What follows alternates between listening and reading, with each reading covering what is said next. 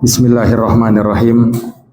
Assalamualaikum warahmatullahi wabarakatuh.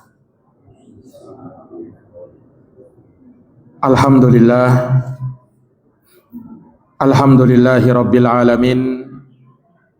Wa bihi nasta'inu ala umuri dunya waddin. Ashhadu an la ilaha illallah wahdahu la syarikalah, ilahul awwalina wal akhirin. Wa ashhadu anna Muhammadan abduhu wa rasuluh as-sadiqul amin sallallahu alaihi wa ala alihi wa sahbihi wa man tabi'ahum bi ihsanin ila yaumiddin wa sallama tasliman katsira. Subhanaka la ilma lana illa ma 'allamtana innaka antal alimul hakim. Allahumma 'allimna ma yanfa'una wanfa'na bima 'allamtana wazidna ilman ya arhamar rahimin. Rabbi syrah li sadri wa yassir li amri wahlul 'uqdatan min lisani yafqahu qawli. Amma ba'd. Ma'asyaral muslimin wal muslimat, hadirin wal hadirat, Bapak Ibu, saudara-saudari jamaah salat maghrib yang dirahmati dan dimuliakan oleh Allah. Alhamdulillah, bersyukur kita kepada Allah Subhanahu wa taala atas nikmat yang Allah berikan, dan bersalawat kepada baginda Nabi Muhammad bin Abdullah sallallahu alaihi wasallam. Sudah menjadi perkara yang semestinya kita senantiasa terus haturkan sebagai bentuk terima kasih kita, sebagai bentuk ungkapan syukran jazilan kita kepada beliau yang telah banyak berjasa kepada kita, bahkan melebihi jasa kedua orang tua kita. Ikhwani wa akhwati fillah, kaum muslimin dan muslimat yang dirahmati dan dimuliakan oleh Allah. Pada kesempatan ini insyaallah ta'ala kembali kita akan mengkaji sebuah pembahasan yang berkaitan dengan hadits Rasulullah sallallahu alaihi wasallam di dalam Kitabul Janaiz. Dan ini adalah hadits-hadits yang terakhir yang disebutkan oleh Syekh Abdul Ghani bin Abdul Wahid Al-Maqdisi rahimahullahu ta'ala, berkaitan dengan beberapa hal yang diingatkan oleh baginda Nabi sallallahu alaihi wasallam berkaitan dengan kuburan. Entah itu kuburan para nabi, kuburan Nabi sallallahu alaihi wasallam sendiri, dan juga berkaitan dengan kuburan orang-orang saleh. Di sini disebutkan oleh beliau satu riwayat an Aisyah radhiyallahu anha, dari ibunda Aisyah radhiyallahu anha, qalat, beliau berkata, lamma ishtaka an-nabiy sallallahu alaihi wasallam, tatkala Nabi sallallahu alaihi wasallam sakit, yakni sakit yang menyebabkan beliau wafat setelahnya. Dzakara ba'du nisa'ihi kanisatan ra'ainaha bi ardil Habasyah.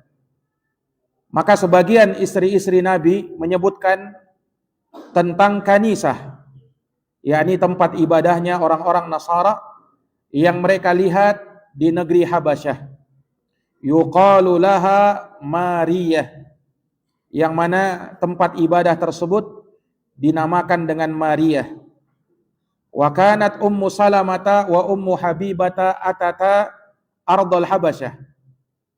Dan Ummu Salamah beserta Ummu Habibah, radhiyallahu anhuma, mereka berdua pernah datang dan tinggal di negeri Habasyah.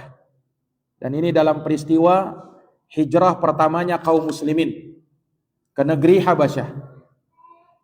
Fadzakarata min husniha wa tasawira fiha. Maka keduanya menyebutkan kemegahan, keindahan dan gambar-gambar yang terdapat di tempat ibadahnya orang Nasara tersebut. Maka mendengarkan hal tersebut, farafa'a ra'sahu sallallahu alaihi wasallam. Rasulullah pun mengangkat kepalanya, waqala, dan beliau bersabda, ulaika, mereka itu, yakni orang-orang yang disebutkan oleh Ummu Habibah dan Ummu Salamah, mereka itu kata Nabi sallallahu alaihi wasallam, idza mata fihim ar-rajulus salih, jikalau ada orang saleh yang meninggal di tengah-tengah mereka, banau ala qabrihi masjidan, maka mereka itu membangun masjid di atas kuburannya, di atas kuburan orang saleh tersebut. Thumma sawwaru fihi tilka suwar, lalu mereka membuatkan gambar-gambar di sana. Ulaika syirarul khalqi indallah, mereka itu adalah sejelek-jelek makhluk di sisi Allah. Hadits ini diriwayatkan oleh Imam Al-Bukhari di dalam sahihnya, juga oleh Imam Muslim di dalam sahihnya.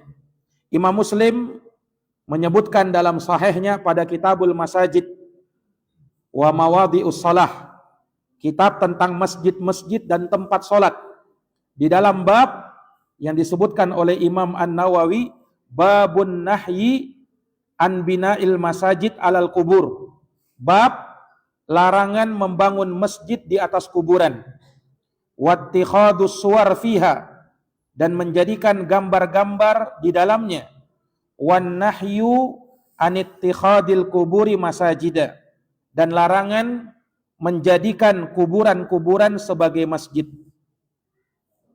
Ini diriwayatkan oleh dua imam tersebut, Imam Al-Bukhari dan Imam Muslim. Hadits ini menjelaskan kepada kita tentang hukum membangun masjid di atas kuburan, yang mana hal tersebut diperingatkan oleh baginda Nabi sallallahu alaihi wasallam melalui hadis yang mulia ini. Jadi hadis yang mulia ini bercerita di mana dua orang istri Nabi sallallahu alaihi wasallam, ummahatul mukminin Ummu Salamah dan Ummu Habibah radhiyallahu anhuma. Dan mereka berdua adalah wanita yang pernah berhijrah ke negeri Habasyah di fase Mekah dalam rangka untuk menyelamatkan agamanya dari fitnah orang-orang musyrikin yang ada di Mekah. Nah, maka dikabarkan di dalam hadits ini, di saat Rasulullah sakit, di mana dalam sakitnya beliau tersebut, ya, sakit yang beliau tidak kunjung sembuh dan pada akhirnya beliau wafat karenanya. Maka disebutkan bahwa istri Nabi sallallahu alaihi wasallam ini bercerita sesama mereka, dan di samping mereka ada baginda Nabi sallallahu alaihi wasallam. Nah, bahwa keduanya dahulu ketika di negeri Habasyah, dan negeri Habasyah ketika itu terkenal sebagai negeri orang-orang Nasara, yakni di dalamnya, di dalam negeri tersebut mereka adalah orang-orang yang beragama Nasrani. Nah, maka keduanya pernah melihat tempat ibadah mereka, tempat ibadah mereka yang megah, dan di dalamnya ada gambar-gambar yang menakjubkan. Maka mendengarkan hal tersebut, ternyata hal itu tidak membuat dan menghalangi Nabi sallallahu alaihi wasallam menjelaskan kebenaran, menjelaskan hakikat perkara, dan memperingatkan umatnya dari bahaya penyimpangan, kemusyrikan, dan dalam rangka untuk menegakkan tauhid, membela tauhid. Maka Nabi sallallahu alaihi wasallam menerangkan bahwa orang-orang yang berada di dalam tempat tersebut memiliki satu penyimpangan, yaitu manakala ada orang soleh meninggal di kalangan mereka, maka mereka pun menguburnya, tetapi mereka dalam rangka mengagungkan kuburannya, mereka bangun masjid di atas kuburannya. Lalu mereka sholat di situ, mereka buatkan gambar-gambar di situ. Kemudian kata Nabi bahwa mereka ini orang-orang yang melakukan perbuatan tersebut, mereka telah melakukan perbuatan yang dilarang di dalam agama. Oleh karenanya hal tersebut membuat mereka menjadi makhluk yang paling buruk di sisi Allah Subhanahu wa taala. Kenapa? Karena mereka telah melakukan kemusyrikan, menduakan dan memperserikatkan Allah di dalamnya. Nah, ini para hadirin jamaah yang dirahmati dan dimuliakan oleh Allah Subhanahu wa taala. Maka di dalam hadis yang mulia ini Nabi sallallahu alaihi wasallam mengingatkan kepada para sahabatnya secara khusus ketika itu, dan keluarga beliau secara lebih khusus lagi, dan umatnya secara umum, ya, akan bahaya orang-orang yang terlalu berlebih-lebihan di dalam mengagungkan kuburan sehingga dia beribadah kepada kuburan tersebut. Dan itulah yang terjadi di kalangan orang-orang jahiliyah musyrikin dahulu. Siapa itu Lata, Uzza dan Manat? Disebutkan oleh para ulama, Lata yang merupakan sesembahan berhalanya orang-orang musyrikin, dahulunya adalah seorang yang saleh, yang sangat dermawan. Disebutkan bahwa Lata ini dahulu semasa dia hidup, orangnya suka menderma. Dia tinggal di Mekah. Pada saat ada orang-orang yang datang haji, dia sengaja membuatkan roti dalam jumlah yang sangat banyak, kemudian dibagikan secara gratis untuk jamaah haji. Sehingga orang-orang yang ada di Mekah ketika itu betul-betul mendapatkan asupan makanan yang cukup berkat Lata tadi. Nah, ketika si Lata ini meninggal, orang-orang pun mengenang dia bahwa dahulu ada seorang yang sangat dermawan hidup di tengah-tengah kita, namanya si Lata. Orangnya di mana? Sudah meninggal. Oh, di mana kuburannya? Akhirnya orang pun mempermegah kuburannya tersebut, kemudian mereka buatkan patung di atasnya, kemudian tidak lama setelah itu disembahlah patung itu. Itulah asal muasal berhalanya orang-orang musyrikin, yang awalnya merupakan orang soleh, yang kemudian dikultuskan, diagungkan, kemudian dibuatkan patung, akhirnya disembah. Na'udzubillahi min dzalik. Nah, inilah yang diingatkan oleh baginda Nabi. Jangan sampai perkara ini terjadi pada umat beliau.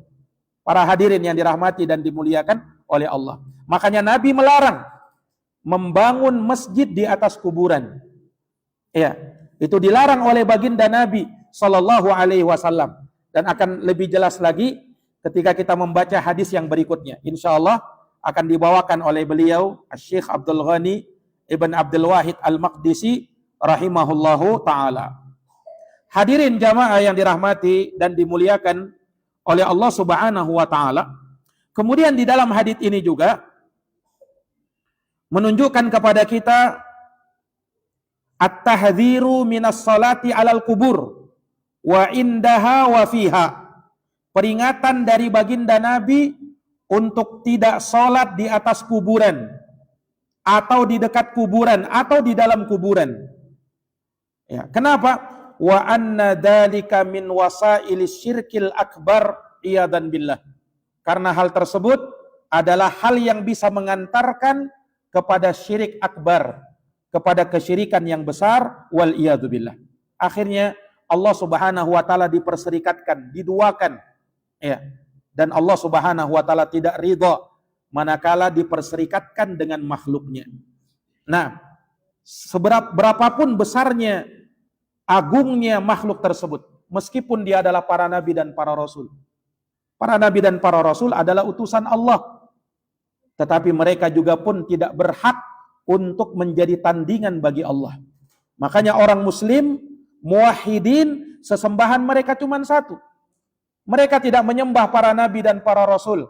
Mereka tidak menyembah Nabi Muhammad sallallahu alaihi wasallam. Yang mereka sembah adalah Allah Subhanahu wa taala semata, satu-satunya sebagai ilahun haqqun, sebagai sesembahan yang hak. Ini para hadirin yang dirahmati dan dimuliakan oleh Allah Subhanahu wa taala. Kemudian Nabi SAW juga mengingatkan dari bahaya membuat gambar-gambar makhluk bernyawa, apalagi sampai membuat patung-patung, yang mana hal tersebut ya bisa mengarah kepada kemusyrikan. Makanya Nabi ingatkan bahayanya patung-patung yang mungkin awalnya tidak disembah, tapi nanti ya ketika ilmu sudah dilupakan dan syaitan membisikkan ke dalam hati manusia bisikan-bisikan yang jahat, bisa jadi akhirnya patung tersebut disembah. Makanya di dalam Islam, ya, di dalam agama kita dilarang adanya patung-patung makhluk bernyawa. Ya, bahkan kata baginda Nabi sallallahu alaihi wasallam, la yadkhulul malaikatu baitan fihi kalbun wala timsalun. Tidak akan masuk para malaikat yang di dalam rumah, tidak akan masuk malaikat ke dalam rumah yang di dalamnya ada anjing dan ada patung-patung. Malaikat, kata Nabi, tidak mau masuk ke dalam rumah tersebut. Hadis sahih riwayat Al-Imam Muslim. Nah, ini para hadirin yang dirahmati dan dimuliakan oleh Allah Subhanahu wa taala. Karena ini menutup pintu. Makanya dalam agama kita ada kaidah saddud dara'i, menutup celah atau jalan yang bisa mengantarkan kepada keharaman. Ya, yang bisa mengantarkan kepada kemusyrikan. Karena itulah yang dahulu dilakukan kesyirikan pertama di zamannya Nabi Nuh alaihissalam. Di zamannya Nabi Nuh alaihissalam, ya, dahulu hidup orang-orang soleh. Nah, yang disebutkan di dalam Al-Quran namanya Yaghut, Ya'uq, Nasr. Ya. Mereka ini orang-orang soleh. Ketika meninggal, orang-orang pun mengenang mereka. Akhirnya mereka buatkan patung-patung untuk mengenang orang soleh tadi. Disebut namanya, oh ini patungnya si Yaghut, ini patungnya si Ya'uq, ini patungnya si Nasr. Awalnya untuk sebagai kenangan saja. Mereka membuat patungnya supaya apa? Supaya mengingat jasanya orang soleh. Supaya kalau melihat patungnya orang soleh, jadi semangat untuk beribadah. Jadi awalnya maksudnya bagus. Supaya apa? Memacu semangat beribadah. Awalnya begitu. Tapi lama-kelamaan, tatkala orang-orang ini, bapak-bapak mereka, nenek moyang mereka sudah meninggal, datanglah keturunan-keturunannya yang tidak tahu apa yang dilakukan dahulu oleh nenek moyangnya terhadap patung-patung ini. Akhirnya setan datang, Pak, membisikkan kepada keturunan-keturunannya ini, bisikan-bisikan jahat bahwa dulu bapak-bapak kalian, nenek-nenek moyang kalian menyembah ini patung. Padahal dulu cuman kenang-kenangan aja. Dulu cuman kenang-kenangan aja. Nah, akhirnya orang-orang anak keturunannya yang tidak tahu ilmu menyembah itu patung. Nah, itulah sejarah kenapa patung itu disembah, Pak. Jadi orang-orang musyrikin dulu itu bukan mereka langsung tiba-tiba nyembah patung. Enggak. Mereka dulu itu ya sangat menghormati orang-orang soleh, orang-orang yang dermawan, orang-orang yang baik, ya, punya jiwa sosial yang tinggi, peduli dengan sesamanya. Ini mereka sangat mengagungkannya. Nah, ketika meninggal, dibuatlah kenangan-kenangan, prasasti-prasasti, ya, monumen-monumen untuk mengenang.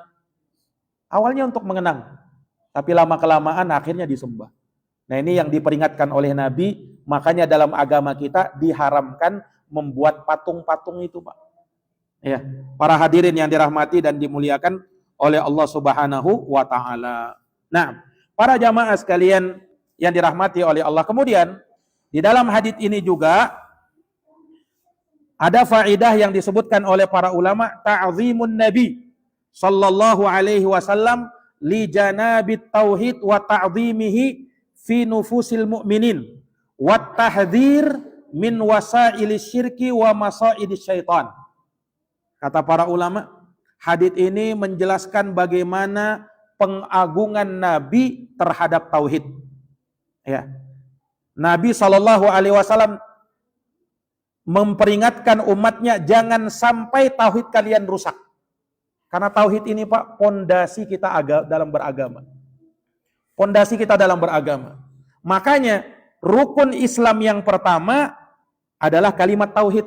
Syahadat la ilaha illallah Muhammadar Rasulullah. Itu yang diwajibkan pertama sebelum sholat. Sebelum kita bayar zakat. Sebelum kita puasa. Sebelum kita haji. Mantapkan dulu tauhid. Itu yang menjadi dasar. Para hadirin yang dirahmati oleh Allah. Makanya Nabi SAW mengingatkan, jangan sampai ini terjadi pada umatnya. Nah, para jamaah yang dirahmati oleh Allah, dan ini semakin nampak ya di dalam hadis di mana Nabi SAW, hadis yang berikutnya disebutkan oleh Imam Abdul Ghani rahimahullah, an Aisyah radhiyallahu anha, dan ini hadis yang terakhir di dalam bab ini.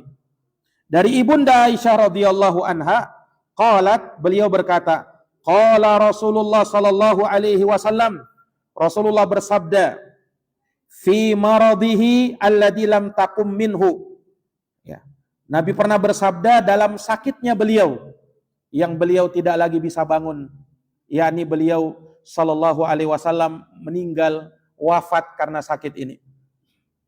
Disebutkan bahwa kejadian ini, sabda Nabi ini beliau ucapkan 5 hari sebelum beliau wafat. Artinya apa? Ini di antara pesan-pesan terakhir Nabi. Kita dapati Pak, dalam sejumlah hadis itu ada pesan-pesan terakhir hadis Nabi. Di mana Nabi mengucapkan hadis ini di momen-momen terakhir sebelum Nabi wafat. Termasuk hadis ini. Apa bunyi hadisnya? Kata baginda Nabi, la'anallahu al-yahuda wan nasara ittakhadu qubur anbiya'ihim masajid. Semoga Allah melaknat Yahud wan Nasara. Mereka telah menjadikan kuburan para nabi mereka sebagai masjid-masjid. Mereka telah menjadikan kuburan para nabi mereka sebagai masjid-masjid. Qalat, Ibunda Aisyah berkata, walaula dzalika la ubriza qabruhu. Andaikan bukan karena hal tersebut, niscaya kuburannya Nabi akan ditampakkan. Niscaya kuburannya Nabi akan ditampakkan. Ya. Makanya kuburannya Nabi itu kan tidak terlihat Pak, tidak nampak. Sekalipun kita pergi sudah ke Madinah, kita hanya bisa lewat di depan kuburannya Nabi. Adapun melihat bagaimana kuburannya Nabi, kita tidak bisa lihat. Kenapa para jamaah sekalian? Ibunda Aisyah sudah sebutkan. Dikhawatirkan nanti datang orang-orang yang terlalu berlebih-lebihan. Ya, sehingga apa? Membuat ya ada tandingan bagi Allah Subhanahu wa taala, yaitu Nabi sallallahu alaihi wasallam. Padahal Nabi adalah utusan Allah. Beliau adalah nabi Allah. Beliau bukan serikat bagi Allah. Makanya Ibunda Aisyah berkata begitu. Walaula dzalik, kalaulah bukan karena khawatir akan hal tersebut, niscaya kuburannya Nabi itu akan diperlihatkan. Ghaira annahu khasya ayyutakhada masjidan. Hanya saja beliau khawatir jangan sampai kuburan beliau dijadikan sebagai masjid. Nah, beliau ingatkan para hadirin yang dirahmati dan dimuliakan oleh Allah. Hadis yang barusan kita dengar itu diriwayatkan oleh Imam Al-Bukhari di dalam kitab sahihnya, di dalam Kitabul Janaiz pada bab ma yukrahu min ittikhadil masajidi alal kubur. Hal yang dibenci berupa menjadikan masjid-masjid di atas kuburan. Dan juga diriwayatkan oleh Imam Muslim di dalam sahihnya. Diriwayatkan pula oleh Imam Muslim di dalam sahihnya. Para hadirin jamaah yang dirahmati dan dimuliakan oleh Allah. Di dalam hadis yang mulia ini, Nabi betul-betul mengingatkan umatnya. Bahkan Nabi sebutkan dalam bentuk laknat. La'anallah. Dalam riwayat lain, laknatullah. Semoga Allah melaknat. Jarang-jarang Nabi mengucapkan kalimat yang berisi peringatan seperti ini, Pak. Karena kebanyakan hadis-hadisnya Nabi itu doa kebaikan. Kebanyakan hadis-hadisnya Nabi itu doa rahmat, doa keberkahan. Kebanyakannya itu. Tapi tatkala beliau memberikan peringatan, ya, jangan sampai umatnya terjerumus ke dalam hal tersebut, terkadang beliau sebutkan dengan ketegasan. Semoga Allah melaknat, kata Nabi. Dan yang namanya laknat, ya, kalau dalam bahasa kita orang dilaknat itu, Pak, artinya dikutuk. Ya. Dikutuk sama Allah Subhanahu wa taala. Maksudnya dalam bahasa Arab, tordun wa ibadun an rahmatillah. Orang yang dikutuk, dilaknat, artinya orang yang diusir dan dijauhkan dari rahmat Allah. Itu artinya dilaknat. Diusir dan dijauhkan dari rahmat Allah. Ya, artinya orang kalau sudah dilaknat sama Allah, dikutuk sama Allah, maka tidak mungkin dia bisa memperoleh apa? Rahmatnya Allah. Tidak mungkin. Sementara kita butuh dengan rahmat Allah di dunia dan di akhirat. Nah, orang yang kalau sudah dilaknat, na'udzubillahi min dzalik. Para jamaah yang dirahmati dan dimuliakan oleh Allah Subhanahu wa taala. Dan Nabi mengingatkan umatnya, ya, akan hal tersebut. Semoga Allah melaknat Yahudi dan Nasara. Disebutkan Yahudi, mereka yang dinisbatkan, ya, mereka yang menisbatkan dirinya atau agama mereka dengan syariatnya Nabi Musa. Dinamakan Yahudi, kenapa? Karena mereka menisbatkan kepada salah satu dari anaknya Nabi Yakub. Nabi Yakub inilah, Pak, yang dinamakan Israel. Makanya orang-orangnya disebut dengan Bani Israel. Bani Israel artinya anak keturunannya Nabi Yakub. Nabi Yakub punya 12 anak. Salah satunya namanya Yahuda. Salah satu namanya anaknya Nabi Yakub, selain Nabi Yusuf, ya, selain Benyamin, ya, salah satunya adalah Yahuda. Nah, para hadirin yang dirahmati oleh Allah, nah kepada Yahuda inilah orang-orang Yahudi bernisbat. Makanya keturunannya disebut Yahudi. Nah, ini para hadirin yang dirahmati dan dimuliakan oleh Allah. Sebagian ulama ada yang mengatakan Yahudi itu karena mereka itu hadu. Mereka itu sempat bertaubat di zamannya Nabi Musa, Pak. Karena dahulu Bani Israel pada saat diselamatkan oleh Allah dari Fir'aun, Fir'aun tenggelam sudah, Pak, di Laut Merah. Dahulunya Bani Israel itu dijajah, ditindas oleh Fir'aun. Nah, setelah melalui perjuangan yang hebat dan berkat jasa-jasanya Nabi Musa, Fir'aun pun ditenggelamkan. Maka Allah selamatkan Bani Israel. Setelahnya Nabi Musa pergi selama 40 hari menjalankan perintah Allah Subhanahu wa taala. Nabi Musa menitipkan Bani Israel dengan Nabi Harun saudaranya. Tidak beberapa lama setelah Nabi Musa meninggalkan kaumnya, ternyata Bani Israel menyembah anak sapi. Menyembah anak sapi. Nah, Nabi Harun sudah mencegah mereka, tapi mereka tidak mau dengar. Mereka cuma mau dengar dengan Nabi Musa. Sementara Nabi Musa sudah pergi selama 40 hari. Nah, maka mereka tetap menyembah al-ijl, anak sapi itu, Pak. Sampai pada akhirnya datanglah Nabi Musa murka dan marah besar kepada Bani Israel. Sampai Nabi Musa perintahkan mereka, taubat kalian. Bagaimana cara taubatnya kalian? Fatubu ila bari'ikum faqatulu anfusakum. Dalam surat Al-Baqarah. Bertaubatlah kalian kepada Tuhan kalian dan bunuhlah diri-diri kalian. Taubatnya dulu di zamannya Nabi Musa harus bunuh diri, Pak. Itu taubatnya dari dulu Nabi Musa. Syariatnya Nabi Musa. Beda dengan syariat kita. Kalau syariat kita orang taubat tidak perlu bunuh diri.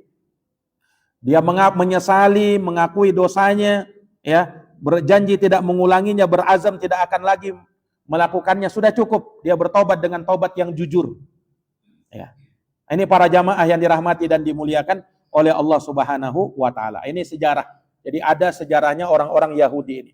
Nah, sedangkan Nasara, mereka yang menisbatkan agama mereka dengan syariatnya Nabi Isa alaihi salatu wassalam.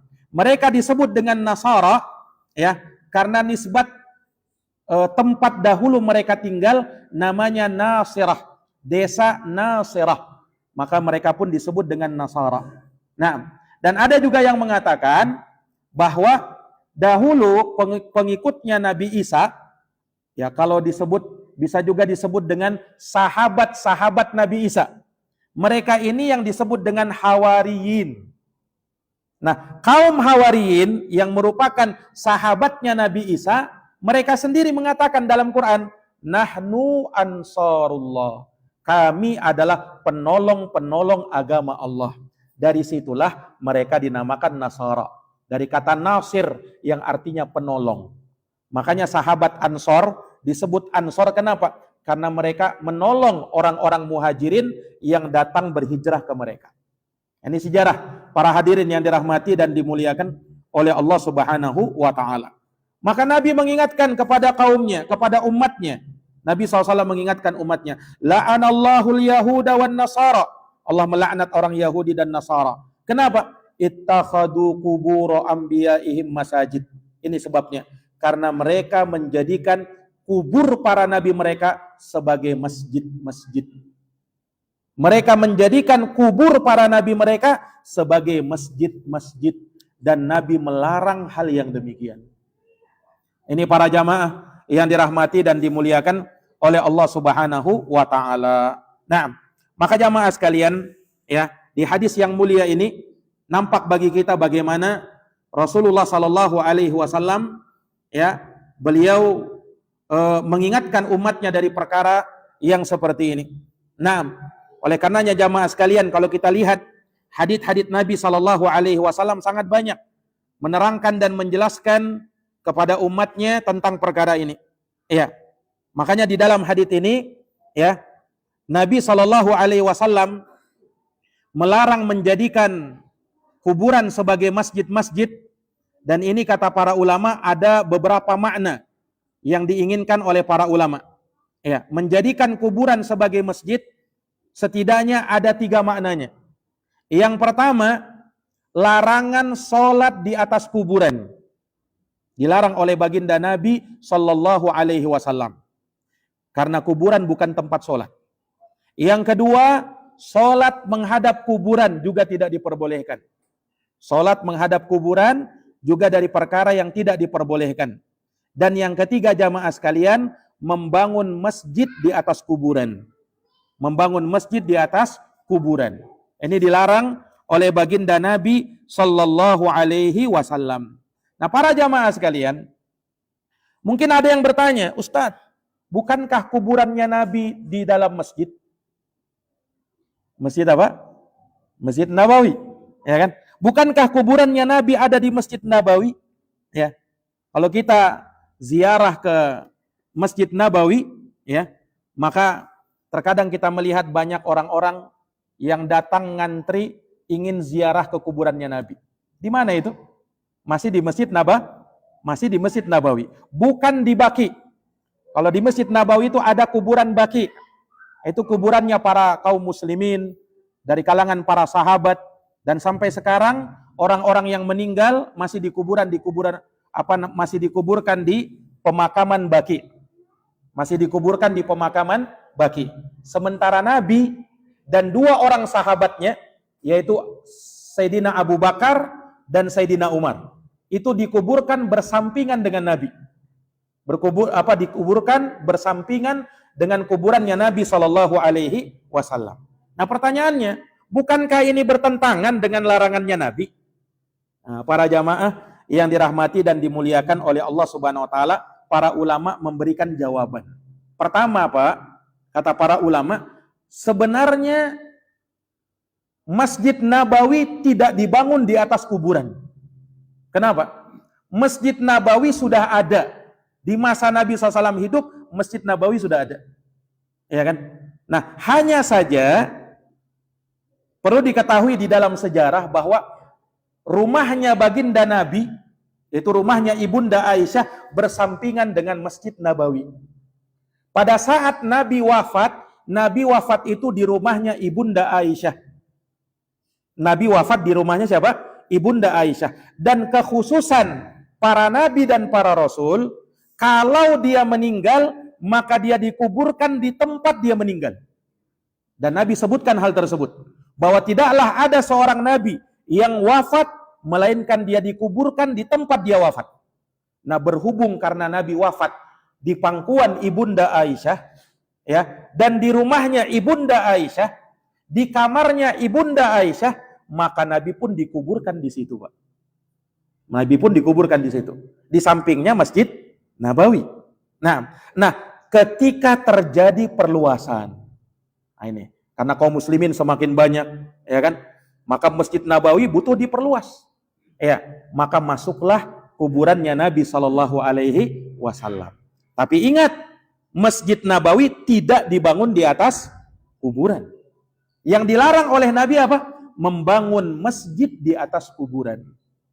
Ini para hadirin yang dirahmati dan dimuliakan oleh Allah Subhanahu wa taala. Belum lagi para ulama rahimahumullahu taala di masa itu sempat ada yang mengingkari, ya. Tetapi pada waktu itu terjadilah apa yang terjadi. Ya, mau tidak mau ada perluasan demi kemaslahatan kaum muslimin, karena umat Islam semakin banyak, semakin bertambah.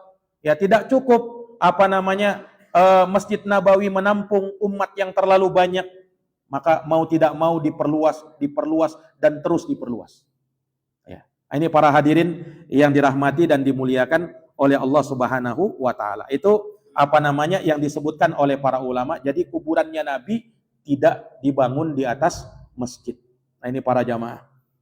Nah, para hadirin jamaah yang dirahmati dan dimuliakan oleh Allah Subhanahu wa taala. Nah, berkaitan dengan permasalahan ini, ya, para ulama memang banyak mengingatkan terkait dengan, ya, perilaku-perilaku masa jahiliyah.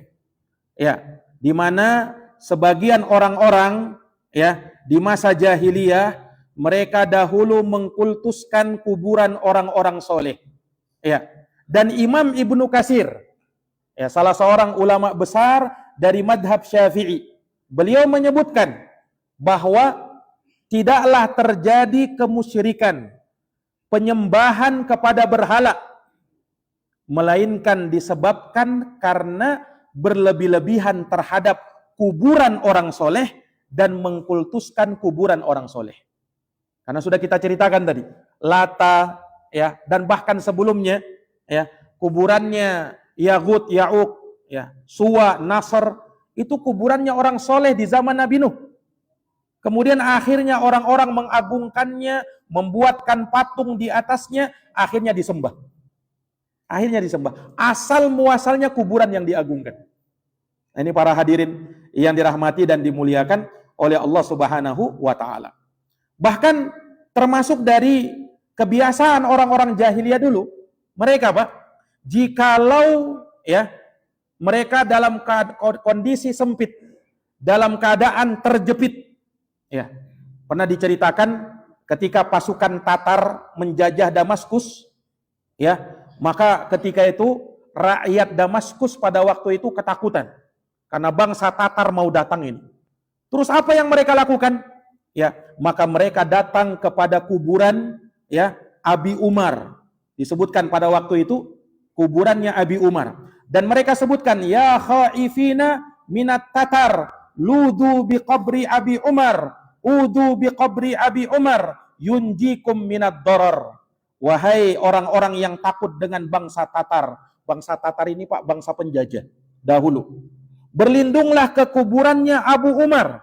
Niscaya dia menyelamatkan kalian dari mara bahaya. Jadi bukan berlindung kepada Allah, berlindung kepada kuburannya Abu Umar. Siapa itu Abu Umar? Orang yang dahulu dianggap sebagai orang soleh di masanya. Ini para hadirin. Akhirnya gara-gara hal tersebut terjadilah kemusyrikan. Na'udzubillahi min zalik. Nah, ini para jamaah yang dirahmati dan dimuliakan oleh Allah Subhanahu wa taala. Nah, makanya, Pak, dahulu di awal-awal Islam, Nabi itu sempat melarang sahabat untuk ziarah kubur. Awal-awal Islam. Baru setelah para sahabat paham itu tauhid, maka Nabi izinkan orang ziarah kubur. Ya. Makanya kata Nabi SAW dalam hadits yang sahih, kuntu nahaitukum an ziyaratil kubur. Dulu kata Nabi, aku sempat melarang kalian dari ziarah kubur. Fazuruha. Tapi sekarang ziarahilah kuburan itu. Maka kita ziarah kubur, Pak, disyariatkan. Ziarahi kuburan itu. Untuk apa kita ziarah kubur, Pak? Kata Nabi, fa innaha tudzakirukumul akhirah. Ziarahilah kuburan itu karena dengan ziarah kubur kalian bisa mengingat negeri akhirat. Yani fungsinya kita ziarah kubur supaya ngingat mati, Pak. Ya. Supaya kita ngingat mati. Dan kita mendoakan penghuni kubur, bukan kita berdoa kepada penghuni kubur. Ya, makanya Nabi mensyariatkan pada saat ziarah kubur ucapkan salam sebelum masuk ke pemakaman. Kata baginda Nabi mengajarkan doanya, Assalamualaikum ahlad diyar minal muslimina wal muslimat wa inna insyaallah bikum lalahikun as'alullaha walakumul afiyah minal adab. Itu doanya. Assalamualaikum, keselamatan untuk kalian ahlad diyar, wahai para penghuni kubur. Wa inna insyaallah bikum lalahikun, dan aku insyaallah pun akan menyusul kalian. As'alullaha walakumul afiyah, as'alullaha walakumul afiyah minal adab. Aku meminta kepada Allah perlindungan kepada Allah untuk kalian dari azab api neraka. Itu doanya, Pak, ketika kita ziarah kubur. Nah, ini para jamaah sekalian. Nah, maka ziarah kubur disyariatkan, tetapi dalam rangka mendoakan orang yang dikubur, Pak. Karena dia butuh doa kita, Pak.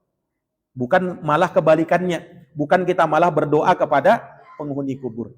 Di dalam hadis, kata baginda Nabi, man arada ayyazura falyazur wala taqulu hujran.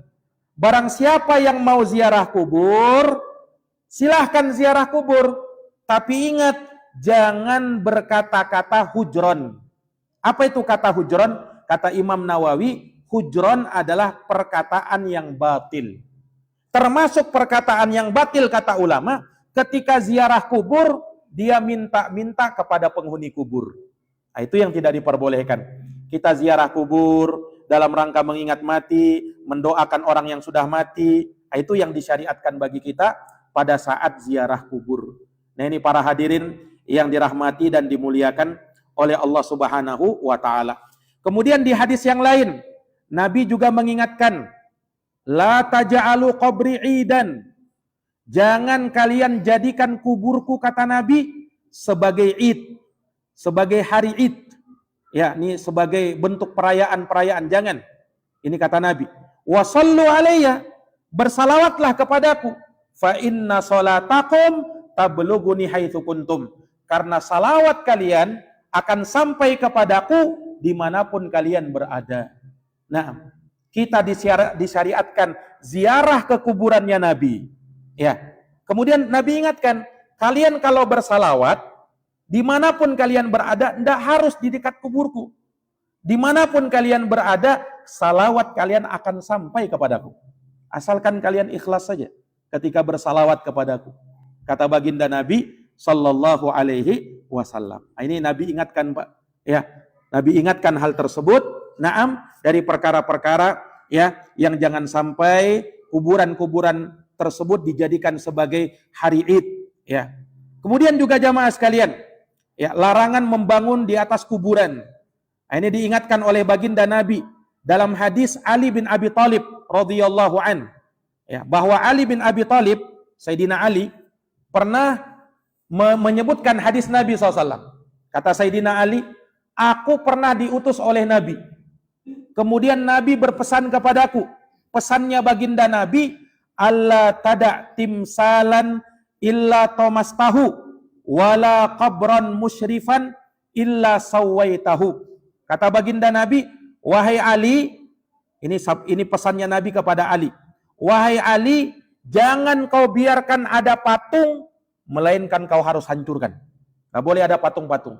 Ini yang tadi kita ingatkan di awal-awal, Pak. Agama kita melarang yang namanya patung-patung. Karena itu bisa mengarah kepada kemusyrikan. Wala qabran musyrifan illa sawaitah. Dan jangan sampai ada kuburan yang ditinggikan, melainkan kau harus ratakan.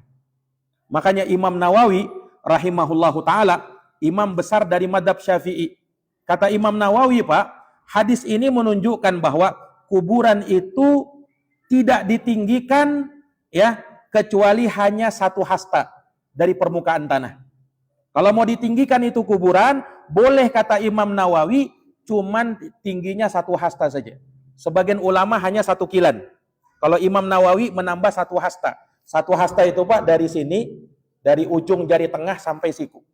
Nah, tidak boleh lebih tinggi lagi daripada ini menurut Imam Nawawi, yakni ulama besar dari madhab Syafi'i. Dan ini juga yang disebutkan oleh Imam Syafi'i dalam kitabnya Al-Um. Nah, ini para hadirin yang dirahmati dan dimuliakan oleh Allah. Maka dengan ini selesai sudah pembahasan kita yang berkaitan dengan Kitabul Janaiz, ya, berkaitan dengan hukum-hukum seputar jenazah. Walhamdulillah sudah kita jelaskan mulai dari memandikan jenazah, kemudian mengkafani, mensolatkan, menguburkan, berkaitan dengan ya takziah, demikian pula berkaitan dengan kuburan-kuburan. Ini sudah kita terangkan berdasarkan hadits Rasulullah Sallallahu Alaihi Wasallam. Demikian yang bisa kami paparkan, lebih dan kurangnya mohon dimaafkan. Jazakumullahu khairan. Kita tutup dengan membaca doa kafaratul majlis. Subhanakallahumma bihamdik, asyhadu an la ilaha illa anta, astaghfiruka wa atubu ilaik. Subhana rabbika rabbil izzati amma yasifun, wa salamun alal mursalin, walhamdulillahi rabbil alamin. Wassalamu alaikum warahmatullahi wabarakatuh.